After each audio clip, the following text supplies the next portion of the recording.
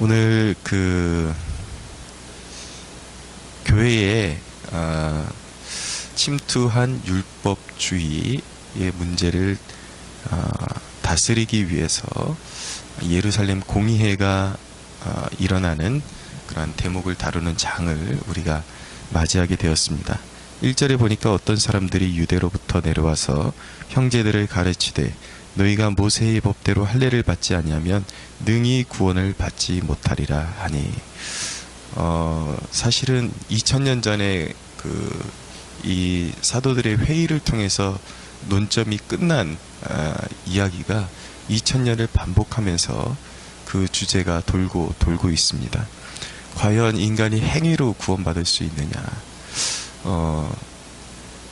이렇게 이제는 굉장히 다양화 시대가 되었기 때문에 인터넷이나 유튜브를 통해서 굉장히 다양한 목회자와 설교자들의 설교가 돌고 있습니다.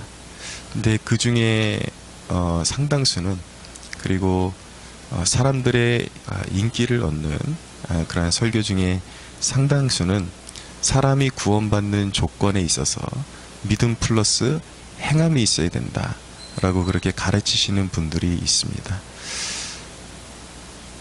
듣고 보면 그럴듯하죠. 믿음 플러스 행위. 사람이 착한 행위가 없이 어떻게 구원을 받을 수 있느냐. 똑같은 말 같은데 이 진리에 관한 한은 정확하게 이게 개념을 구분하지 않으면 그 약간의 차이로 정통신앙과 그리고 이단 사이를 왔다 갔다 하게 되는 것입니다.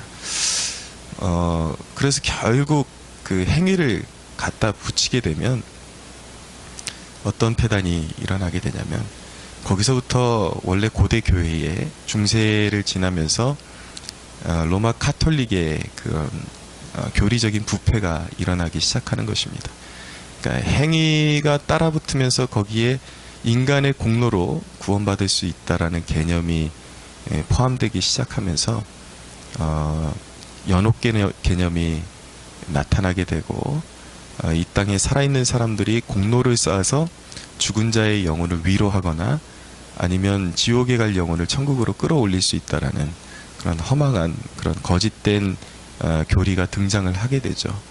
사람들이 그래서 구원의 길을 잃어버리고 이 단순한 논리를 잃어버리면서 교회가 영적인 암흑기로 들어가기도 하는 것입니다. 우리 가운데는 굉장히 교회가 다 썩었다, 이게 다 행함이 없기 때문이다, 그러면서 굉장히 높은 그런 행함의 이 잣대를 가지고 들이대는 사람들, 제 이야기를 오해 없이 들으셔야 되는데, 진정한 복음은 반드시 아름다운 행위가 따르게 되어 있습니다. 그것도 예수님께서 말씀하실 때에 바리새인보다 더 나은 의를 요구받게 되어 있습니다. 근데 그 순서가 잘못되면은 그 순서에 의해서 거짓된 이단과 이 정통 이 신앙의 사이가 분별이 되기 때문에 이 부분을 잘 이해를 해야 된다는 것이죠. 굉장히 교회가 어두운 것을 한탄해하면서 인간의 행위가 부각되는, 그래서 굉장히 자신들의 그런 의로움을 나타내려고 하는 사람들을 모습을 보면요, 행함이 있어야 된다, 그래야지 구원받는다, 그런 사람들을 보면요, 그 사람들의 행동이 얼마나 거짓된지 제3자의 눈으로 한번 유심히 관찰해 보면 인간의 눈으로도 금방 드러납니다. 그 목회를 하다 보면은 종종 사람들이 한국교회의 어두움을 이야기하면서 격분해가지고 교회가 다 썩었다, 목회자들이 다 썩었다, 이런 식으로 이야기하면서 교회가 쇄신되어야 된다, 이렇게 이야기를 하고 교회에 오지만 정작 기본적으로 예배를 드리는데 필요한 기본적인 자세도 아무리 이야기를 해줘도 고치지 않고, 하나님 앞에 어떤 식으로 예배 드려야 되는지조차도 고치려고 하지 않는 그런 사람들이 있습니다. 번번이 예배에 늦어요. 예배에 준비되지도 않아요. 이런 태도를 가지고 있으면서도 자기 자신은 굉장히 의롭다고 생각하는 것이죠. 근데 하나님의 기준으로 그들을 바라봤을 때 그들의 그런 잣대와 기준이 얼마나 허망할지, 예, 자기의 생각이 옳다 그래서 자기의 행위가 옳은 것은 아니거든요. 이런 것들을 보면은 인간이 얼마나 하나님 보시기에 구원을 이루기에 조건이 충족되지 않는 그런 면을 가지고 있는지 쉽게 발견하게 되는 것이죠. 인간이 결코 자기의 행위를 의존해서 하나님 앞에 의를 내세울 수 있고 구원에 이를 수 있다라는 그런 개념만큼 허망한 생각이 없는 것입니다. 하나님 앞에 구원에 이르려 그러면 철저히 자기가 하나님의 율법에 있어서 무능한 자임을 깨달아야 되고, 내 행위가 전적으로 부패했고 내 마음에서 일어나는 생각마다 악하고 하나님의 절대적인 은혜와 도우심이 없이는 결코 구원받을 수 없는 죄인이라는 것을 깊이 각인하기 전까지는 결코 하나님의 은혜가 무엇인지, 보혈의 은혜가 무엇인지를 깨달을 수 없게 되는 것입니다. 오늘 이 문제로 바울과 바나바와 이 율법주의자들 사이에 다툼이 일어났습니다. 진리를 맡은 자들에게 요구되는 두 가지 자세가 있습니다. 첫째는 무엇이냐면 진리를 사수하는 것입니다. 2절에 보니까 바울 및 바나바와 그들 사이에 적지 아니한 다툼과 변론이 일어났다라고 말씀하고 있습니다. 자, 다툼과 변론이 일어났다. 이 신앙생활하다 보니까 우리 성도분들 가운데 이런 다툼, 진리를 지키기 위한 다툼조차도 굉장히 거리끼시는 분들이 있습니다. 왜냐하면 은연중에 신앙의 자세를 획일화시키는 그런 우를 범하고 있는 것이죠. 그러니까 다툼이라는 것이 모두 다 나쁜 것이 아닙니다. 그러니까 어떻게 목회자가 어떻게 신앙을 가르치는 사람들이 저렇게 다툴 수가 있지라는 그런 의문을 갖는 경우들이 있는데, 이 부분을 잘 이해하지 않으면 교회를 어떻게 지켜나가야 되는지 그것을 이해할 수 없게 됩니다. 보통 사람들이 다투지 말아야 된다, 평안해야 된다, 이런 개념은요, 디모데전서 3장에 보면 감독의 직분에 대한 자격에 대한 말씀이 나옵니다. 거기 보면 감독의 자격 중에 하나가 무엇이냐면 절제하고 신중하고 다투지 않는 그런 말씀이 나옵니다. 다투지 말아야 된다. 여기서 다투는 것과 사도행전에서 다투는 것과 디모데전서 3장의 감독의 직분의 자격에 다투지 말라는 것은 뉘앙스와 의미가 완전히 다른 것입니다. 감독의 직분으로서 다투지 말아야 한다는 것은 교회의 리더가 될 사람이 성품이 어긋나고 평소에 시기심이 많은 기질을 고치지를 못하고, 뻑하면 성질대로 해버리고 뻑하면 다툼으로, 혈기로 습관적으로 해결하려는 그런 자세를 갖지 말아야 한다. 그 부분을 고쳐야 된다라는 이야기를 하고 있는 것이고요. 진리에 있어서 다툼은 사실은 꼭 필요한 것입니다. 왜냐하면 이것을 화평하게 그냥 당신도 형제고 나도 형제니까 그냥 우리 서로 사이좋게 삽시다, 이렇게 되는 순간 진리가 아닌 누룩이 교회에 들어와서 사람들의 영혼을 다 해치게 되는 것입니다. 그래서 성경의 전체 진리를 보고 우리가 이 진리에 대해서 판단을 하는 것인데, 이단적인 사상을 가지고 들어오는 사람들, 그리고 교계의 이단적인 사상을 자꾸 퍼뜨리는 사람들, 그들만이 활동을 자기네끼리 하고 있으면 그냥 뭐 이렇게 신경 쓰지 않아도 되는데, 그들의 영역을 넓히기 위해서 공공연하게 정상적인 신앙인들이 있는 세계로 들어와서 그 신앙을 파괴하는 사상을 퍼뜨릴 때에 어떻게 해야 되는가? 진리를 사수하기 위해서 진리를 맡은 자들은 어떤 논쟁과 어떤 다툼이라도 감수하고서 진리를 지켜내야 하는 것이 바로 진리를 맡은 자의 본분이라는 것을 잊어서는 안 되는 거예요. 그래서 그런 일이 있을 때는 항상 진리를 지키려고 하는 사람들을 이렇게 마음으로 격려해주고 중보의 짐을 같이 지고 나아갈 수 있도록 그런 자세를 가져야 하는 것입니다. 또 하나는 무엇이냐면 진리를 맡은 자는 진리를 나누기를 기뻐해야 합니다. 3절에 보니까 그들이 교회의 전송을 받고 베니게와 사마리아로 다니며 이방인들이 주께 돌아온 일을 말하여 형제들을 다 크게 기뻐하더라 라고 말씀하고 있습니다. 그러나 바울과 바나바가 지금 이 골치 아픈 문제로 예루살렘으로 올라가는 그 중간에도 복음의 진리를 전하고 또 형제 교회들을 이제 그 방문해서 자신들에게 있었던 복음의 열매들을 나누는 일에 충실하고 있다는 것을 알게 됩니다. 교회의 본래 사명이 무엇이냐? 논쟁에만 갇혀 있어서는 안 되고 주된 사명이 무엇이냐면 복음의 진리를 증거하고 사람들을 그 진리 가운데 세워주고 복음의 진리 안에서 함께 기뻐하는 일들을 가장 심혈을 기울여서, 그러니까 바울과 바나바가 이런 골치 아픈 상황 속에서도 결코 복음의 본질을 전하고 이 기쁨을 함께 나누는 이 사명을 결코 잊지 않았다라는 것을 발견하게 됩니다. 이것을 잃어버리는 순간 교회는 삭막해지고 교회는 힘을 잃어버리게 되는 것이죠. 6절에 보니까 이제 그 예루살렘에 도착하게 되었습니다. 이곳에서 사도들, 장로들이 모이게 됩니다. 사도와 장로들이 이 일을 논하러 모였다라고 말씀하고 있습니다. 이 구원론에 관한 중대한 일을 논의하러 모였다라는 이 대목을 우리는 아주 유심히 지켜봐야 합니다. 그러니까 우리가 믿고 받아들이는 이 진리가 사도들과 장로들의 충분한 의견 수렴과 연구의 과정을 통해서 확정되어진 것들이라는 것, 그것을 잘 이해하셔야만 합니다. 기독교에 있어서 체험은 굉장히 중요합니다. 경험이 없으면 신앙이 자라나지도 않고, 경험이 없으면 신앙이 퍽퍽해지고 어떤 믿음의 그 안에서 누릴 수 있는 영적인 충만한 기쁨을 누릴 수가 없게 됩니다.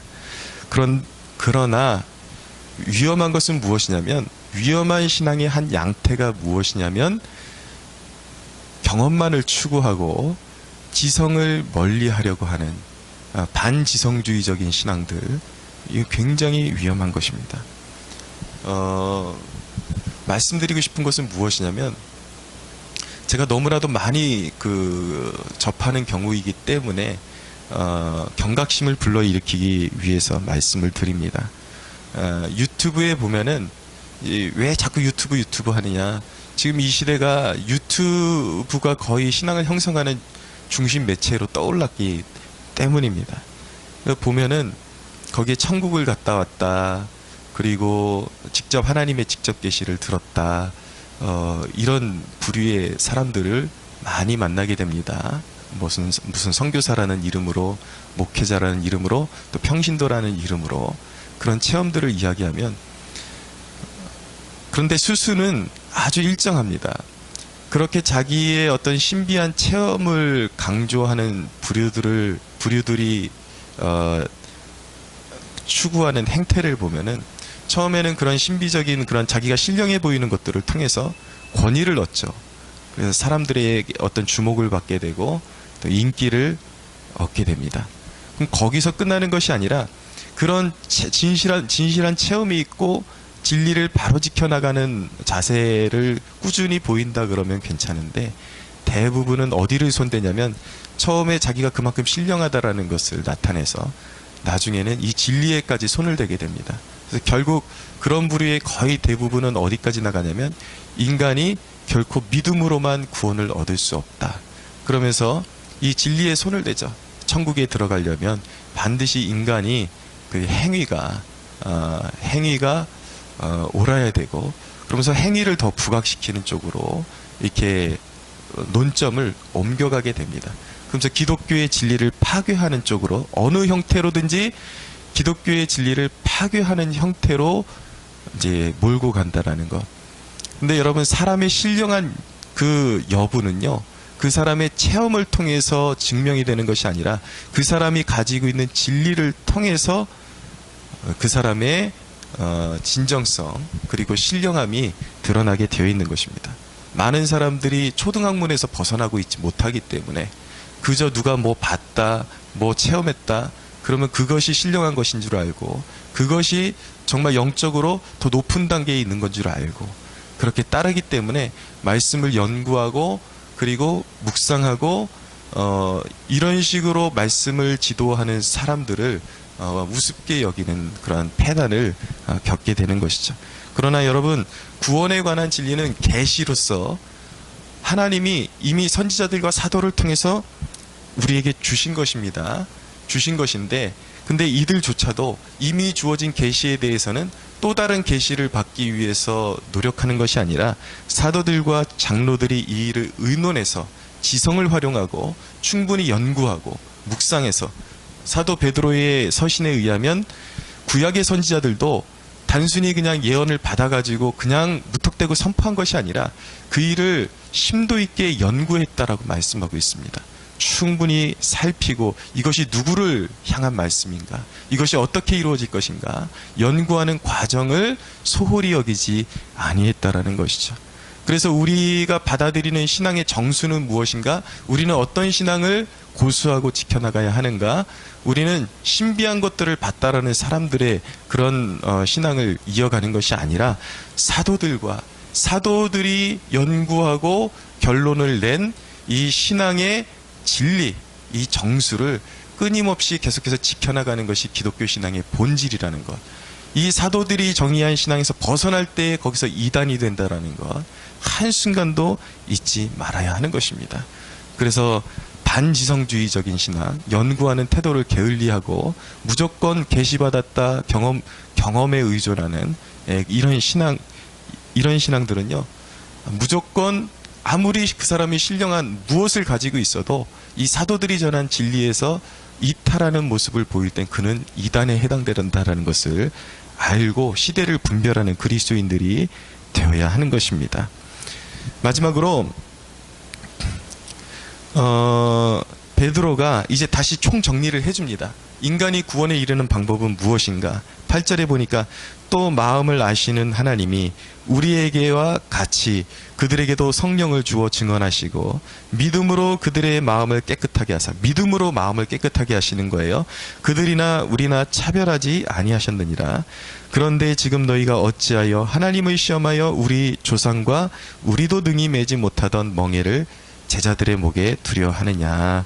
여기 지금 제가 말씀드린 그 문제가 대두되고 있잖아요. 행위를 강조하는 사람들의 특징이 뭐냐면 자기도 매지 못하는 멍에를, 자기는 깨끗한 줄 알고 있지만 제3자가 보기에는 아니에요. 인간의 행위가 다 거기에요. 아니란 말입니다. 근데 자기들도 매지 못하는 멍에를 사람들에게 메어주어서는 안 된다라는 것이죠. 11절, 그러나 우리는 그들이 우리와 동일하게 주 예수의 은혜로 구원받는 줄을 믿노라 하니라 라고 말씀하고 있습니다. 자, 정리합니다. 구원받는 길은 무엇입니까? 인간은 전적으로 부패하고 썩었습니다. 어느 것 하나 하나님 앞에 구원에 이르기 위해서 충족시킬 수 있는, 기준을 충족시킬 수 있는 자격을 갖추고 있지 못합니다. 우리가 씻음을 받고 우리가 구원받으려면 오직 내가 철저히 죄인이요 쓸모없는 존재임을 깨닫게 되는 데서 시작해서 오직 정금 같은 하나님의 아들 예수 그리스도의 보혈만이, 그 은혜만이 나의 살 길임을 믿고 그 은혜에 엎드리는 것이, 믿음으로 그 은혜를 구하는 것만이 구원의 길임을 우리는 믿고 따라야 하는 것입니다. 그러나 한 가지 분명한 것은 무엇이냐면 우리의 바로 이 믿음, 오직 믿음이 우리의 선한 행위를 도출해내는 가장 근본적인 조건이라는 것을, 조건 형성이라는 것을 우리가 깨달아야 하는 것입니다.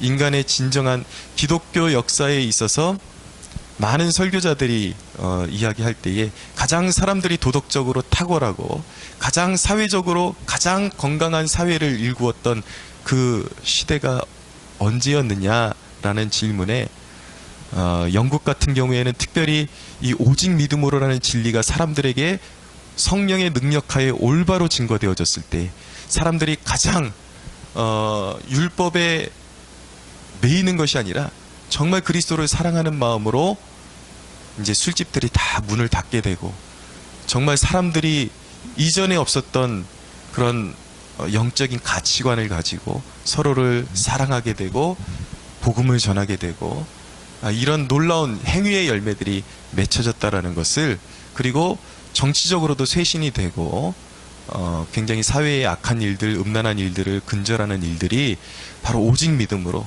우리는 형편없이 썩었지만 그리스도의 보혈의 가치를 깨닫는 순간 개인이 정화되고 그 개인들을 통해서 사회가 정화되기 시작했다라는 것, 이것을 잊지 말아야겠습니다. 오늘 이 아침에 내 신앙을 점검하고 혹여나 나의 정말 쓸모없는, 하나님 앞에 내세울 수 없는 공로주의에 빠져가지고 남을 정죄하는 데는 빠르지만 사실은 내 행위는 썩어 있지는 않은지, 그 부분을 잘 검토해 보시고 주님이 나에게 주신 은혜가 얼마나 한량없는 은혜인지, 내 행위가 얼마나 부패하고 내 위주의 신앙생활을 했었는지 각성하고 깨어나서 진실로 마음에서 우러나오는 삶의 행위의 열매들로 주님 앞에 영광 올려드리는 저와 여러분들이 되기를 예수 그리스도의 이름으로 축원합니다.